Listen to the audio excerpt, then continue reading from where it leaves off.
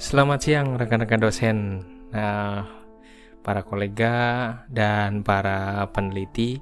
Nah, ini ada satu website nih mengenai The International Conference on Education Technology Management. Salam Scopus ya, karena kebetulan sering banget kita cari website yang benar-benar memberikan hasil penelitiannya terindeks Scopus. Nah, banyak yang tanya terkait dengan ini karena mungkin ada beberapa kampus yang menekankan mengenai publikasi di Scopus, dan ini salah satunya yang ada di Cina.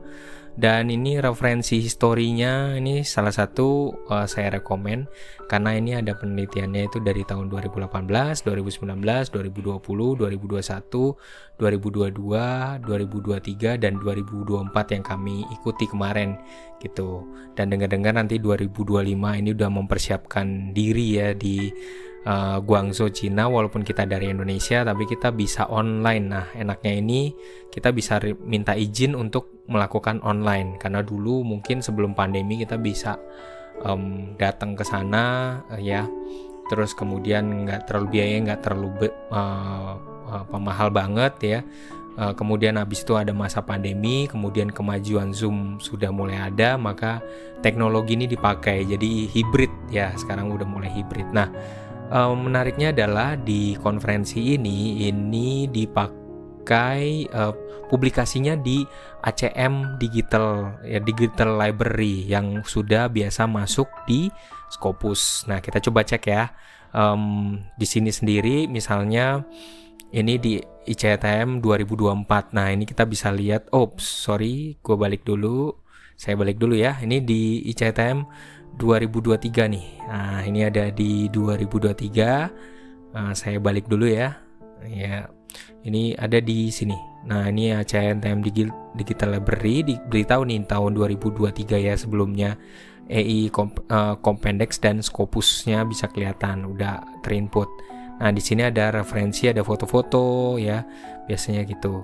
Nah, di tahun 2025 ini nanti juga akan ada, tapi kita belum ada infonya. Jadi siapin aja ini karena nih health-nya, persiapan mereka belum kelihatan ya. Jadi karena mungkin mempersiapkan bahan-bahan untuk tahun 2024 dulu untuk dipublish ya. Nah, ICTM ini kebetulan menarik banget karena ini pasti udah Scopus ya, karena terindeks Scopus, karena dia pakai ACM Digital Library. Kayaknya memang ada kerjasama khusus terkait dengan ACM untuk publish di ACM Digital Library. Nah, ini ada beberapa website, misalnya ICTM juga ini juga sering banget diumumkan, misalnya teman-teman para dosen, para peneliti bisa ngelihat di websitenya Conference Alert ya.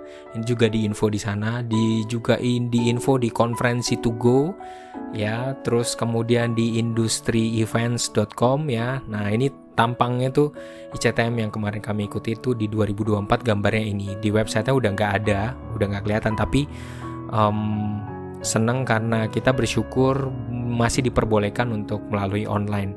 Lalu juga ada websitenya juga, teman-teman para dosen bisa ngeliat di World Conference Alert gitu. Kita kembali ya ke websitenya. Ini 2024 sedang proses. Kalau kita lihat di history di 2024, yang 2024 ini masih proses ya. Nah, ini masih proses, belum kelihatan.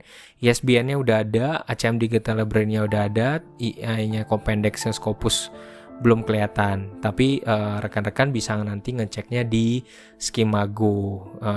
Biasanya di Skimago JR nanti ada datanya biasanya di sana juga.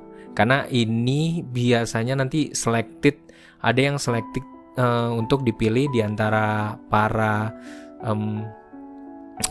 peserta yang akan dipilih dimasukkan dalam jurnal, nanti akan kelihatan gitu ya.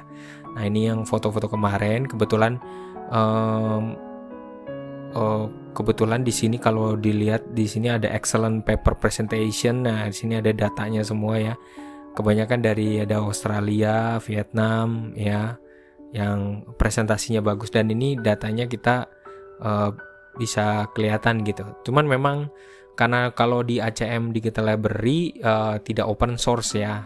Kalau Anda memilih open source di ACM Digital Library baru kelihatan. Kalau kita Itu karena ada biaya tambahan kalau di open source. Nah, ini konferensi programnya ya. Biasanya kalau misalnya di CTM tuh bisa kelihatan datanya kita dikasih ya gini ya, bisa kelihatan di sini tuh datanya.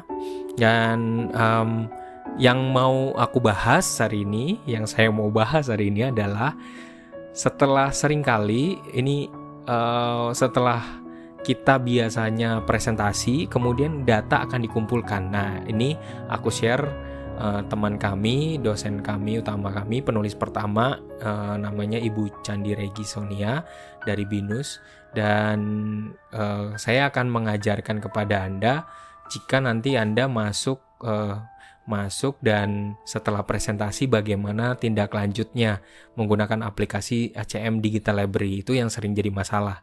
Ya, ini saya ambil contoh, saya kasih contoh dari paper yang sudah dibuat ya. Terus kemudian setelah presentasi pasti akan dipublish dong, ya kan? Nah, biasanya kalau misalnya paper kita diterima, kita akan dapetin namanya acceptance notification seperti ini, gitu ya. Dan setelah dapat paper seperti ini, kemudian mengikuti aja permintaan dari mereka melalui websitenya. Biasanya kalau Anda mengikuti ICTM 2025 nanti Anda harus login dulu, harus mengikuti upload filenya, PDF-nya, ikutin template-nya, kemudian Anda upload ya di dalam sistemnya. Nanti akan Anda terima. Nah, ini berarti kami sudah memiliki dengan acceptance notification, berarti kami sudah melalui proses paper di-upload, kemudian akan presentasi. Nah, yang menjadi problem berikutnya adalah setelah presentasi itu biasanya mereka mengarahkan kita untuk mengupload data ke file processing untuk ACM Digital Library-nya yang disebut sebagai the ACM Publishing System tabs gitu ya.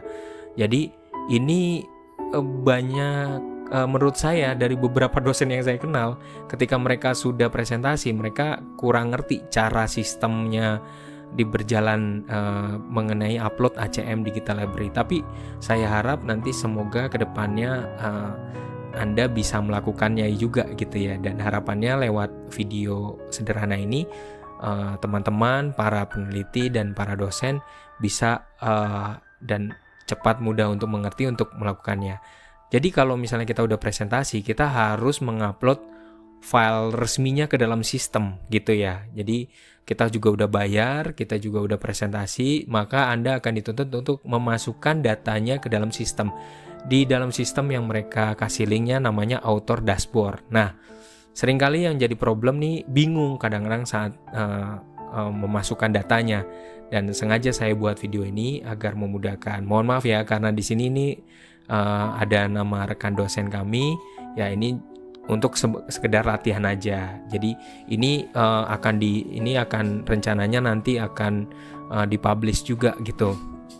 Nah, di sini kalau kita lihat file upload information, kita dapat paper ID-nya tuh nomor 13, dan kalau dicek paper detail kita akan ngelihat gambar seperti di bawah ini ya, karena kita diminta untuk upload datanya gitu ya, upload karena ini terjadi di 2004. Nah, di sini kita harus memerhatikan cek paper details-nya dulu. Dan ini nanti datanya akan masuk ke dalam, disuruh dibuat dalam sistem zip ya. Nah, gitu ya. Jadi dia bilang nomor 2, the zip file upload must be named. Jadi kita harus ngikutin aturan mainnya. Dan di nomor 5 kita langsung dikasih tahu, setiap penulis langsung dikasih tahu harus membuat zip-nya itu nomornya berapa. Nah, dengan nama papernya, kemudian zip-nya. Nah, nanti zip yang dibentuk itu, seringkali para peneliti, para dosen yang nggak ngerti tuh main asal aja bikin zip-nya gitu ya. Main asal bikin zip-nya, jadi file di dalam file zip-nya itu langsung dimasukin file PDF-nya sama file dokumennya. Padahal kalau kita lihat di sebelah kanan ini, ya dilihat di sebelah kanan, rekan-rekan akan melihat di dalam zip-nya itu harus ada folder papernya ya, ada zip-nya itu paper zip-nya, terus kemudian ada PDF sama source. kalau nggak ngikutin instruksi ini nanti akan bermasalah gitu ya. Nah jadi kita harus ngikuti di dalam zipnya, file zipnya itu ada PDF, folder PDF dan folder source yang isinya dokumennya. Dua, yang perlu diperhatikan kalau misalnya dalam presentasi kemarin dalam papernya itu ada bahannya, ada bahan PowerPoint-nya, nah harus dimasukin di nomor 3 ini. Nah gitu, diklik aja nanti akan keluar seperti ini. Nah akan publication-nya. Jadi ini perlu banget karena file nanti mentahannya atau file foto-fotonya akan dilihat gitu, dan kita bisa memasukkan data-datanya. Nih submitnya di sini ya. Di sini mintanya sih tidak ada dalam zip juga sih ya, maksimalnya 2 GB. Terus kemudian minta nama, email, dan your paper doi. Terus kemudian habis itu tinggal submit, deskripsinya submit. Nah doi-nya ini dari mana? Karena kita udah presentasi, biasanya pihak dari penerbit, pihak dari conference-nya akan memberikan nomor doi-nya. Nah, nomor doi yang kita miliki nanti harus dimasukkan ke dalam sini. Tapi pertama-tama kita ngelakuin dulu, harus kumpulin dulu. Kalau misalnya file kita besar, lebih dari 10 mega, maka kita wajib klik here ya gitu di sini untuk upload gitu ya. Nah, nanti akan ada email balasan. Nah, nanti di zipnya itu di file disimpan di sini ada gitu ya. Jadi nanti untuk nanti file zipnya nanti bisa dimasukkan di sini ini untuk diupload ya. Setelah itu diupload, file akan masuk. Terus kemudian baru diproses berikutnya. Tinggal kirim aja, submit aja gitu ya. Tinggal upload gitu. Kalau misalnya rupanya kayaknya paper final Anda belum mengikuti Word template-nya, maka dikasih di sini ada Word template-nya untuk Anda buat dulu ya. Jadi harus ngikutin template-nya karena biar cocok dengan nanti di dalam sistem ACM publication-nya. Sekali lagi ini untuk, nah ini seperti ini websitenya. Kalau misalnya di sini ada ACM Digital Library, websitenya dlacm.org gitu ya. Jadi nanti di sini akan masuk gitu, datanya akan masuk untuk bisa untuk doi-nya yang tadi itu akan Anda bisa nyari pakai nama para ibu dosen, para peneliti, untuk rekan-rekan semuanya. Jadi di sini nanti akan dipublish setelah kita mengupload seluruh datanya, proses datanya yang sudah diupload ya. Ini kebetulan temanya adalah The Opportunity to Use Digital Animation. Ini judul dari papernya kita. Jadi untuk saya sengaja untuk memberikan video ini supaya memberikan keyakinan kepada Anda bahwa ini salah satu konferensi ini adalah salah satu yang benar-benar terindeks Scopus. Jadi akan konsisten terindeks Scopus karena dari historinya sudah ada. Nah ini ACM. Untuk yang lainnya, untuk ini kebetulan ACM Digital Library ini pasti terindeks Scopus ya. Kalau pokoknya semuanya konferensi yang pakai ACM Digital Library itu rata-rata terindeks Scopus. Satu lagi saya sarankan dari pengalaman saya yaitu dari IEE. Nah, biasanya ini dia. Nah, ini kalau mau terindeks Scopus juga biasanya ini otomatis ya dari sini. Tinggal cari cara, tinggal lihat kembali konferensinya dari website yang tadi saya udah kasih tahu. Nanti lihat aja di kolom deskripsi website-websitenya untuk bisa ngecek, memastikan kembali. Salah satunya lagi yang memang terindeks Scopus itu dari website ini, IEE Explore. Jadi ini biasanya masuk ke sectionnya terindeks Scopus ya. Demikian dulu dari saya. Semoga teman-teman nanti bisa nyoba untuk di ICTM 2025 ya. Untuk biasanya kalau registrasinya nanti di sini biasanya di webnya itu udah ada biayanya. Nah ini teman-teman bisa selalu perhatikan juga harga biayanya untuk early birds dan regulernya gitu ya.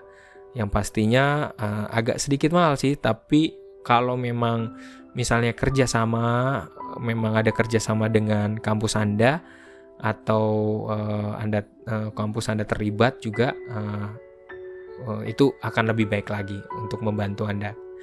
Semoga membantu. Jangan sampai lupa untuk